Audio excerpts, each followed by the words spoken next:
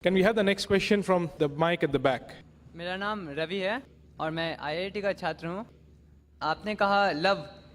मेरा जो फीलिंग्स है कि प्रेम, अगर मैं भगवान से प्रेम करता हूँ तो ये सारे ऑनेस्टीज़ एंड अदर जो अच्छे गुण आपने बताए हैं, मतलब आदमी में होने चाहिए, एक सही अल्लाह का बंदे में होने चाहिए, वो सारे गुण तो अपने आप आ जाते हैं।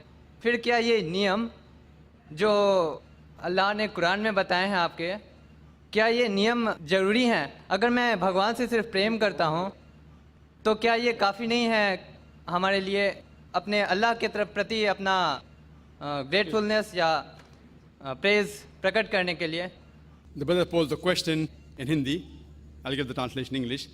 He said that God loves, even he loves God, human beings love God. The moment you love God, all these good qualities I mentioned about honesty, about charity come automatically.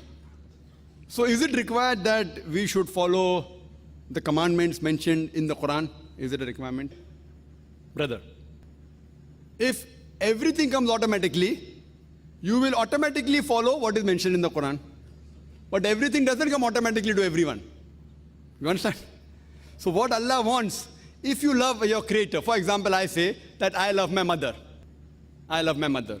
My mother tells me that, my son, don't tell lies. No, I love you, mother. But what's the harm in lying? My mother says, get for me a glass of water. Mother, I love you very much. But I don't get the glass of water.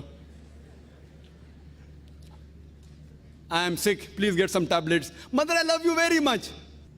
If I don't obey the commandments of my mother, what is the use of this love? It is useless. It is a lip service.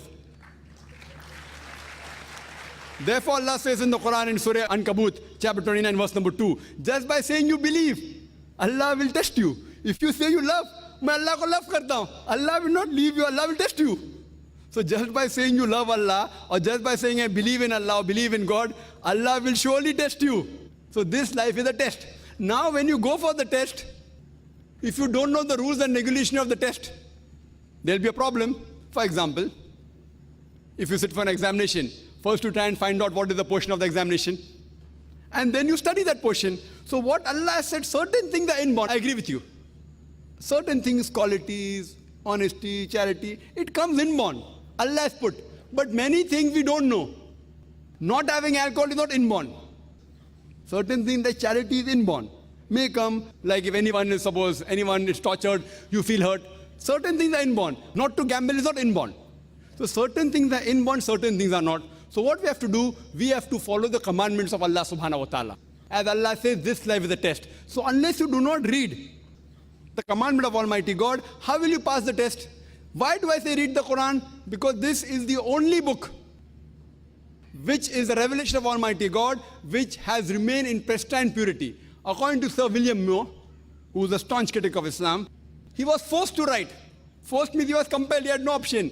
That there's no book on the earth which has remained as pure as the Quran for the past 12 centuries. He said this 200 years back. Even a critic, he had no option. He couldn't lie here, he had to say. So compared to all the other scriptures of Almighty God, Allah subhanahu wa ta'ala, he sent several revelations. By name you know 4, Torah, Zabur, Injil and the Quran. Torah is the wahi, the revelation which was given to Moses, peace be upon him. Zabur is the wahi, the revelation which was given to David, peace be upon him. Injil is the wahi, the revelation given to Jesus, peace be upon him. And Quran is the last and final revelation which was given to the last and final messenger, Prophet Muhammad sallallahu alaihi wasallam. Otherwise, Allah says in the Quran in Surah Ra'd, chapter 13, verse 38, we have sent a revelation every age. There were many more revelations sent. By the passage of time, they have got corrupted.